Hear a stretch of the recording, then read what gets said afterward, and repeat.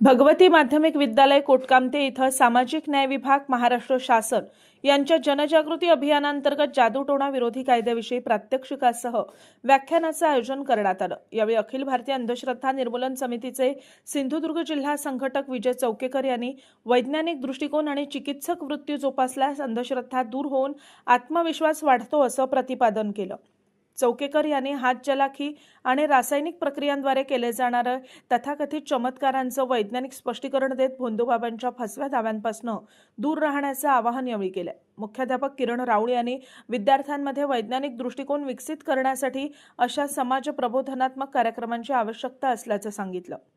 अभानिसचे उपाध्यक्ष अजित कांबळे यांनी संस्थेचा देवधर्माला विरोध नसून श्रद्धेच्या नावाखाली होणाऱ्या फसवणुकीविरोधातच संस्था कार्यरत असल्याचे यावेळी स्पष्ट केले। कार्यक्रमास शिक्षक, पालक आणि मोठ्या संख्येने विद्यार्थी उपस्थित होते। त्यांना पण कीर्तन देतोय, जेव्हा त्या मालकांना पण कीर्तन द्या, हे सर म्हणतात हो त्यांना दिलं आम्हाला कुठे कीर्तन, मी सरांना पण पाण्याने जेव्हा पेटवतात बघूया माझ्या शक्ती असेल आणि सरांमध्ये शक्ती असेल तर पाण्यामध्ये दिवा पेटवू शकतो। आम्ही पाणी ओतलेलं आहे आणि पाण्याने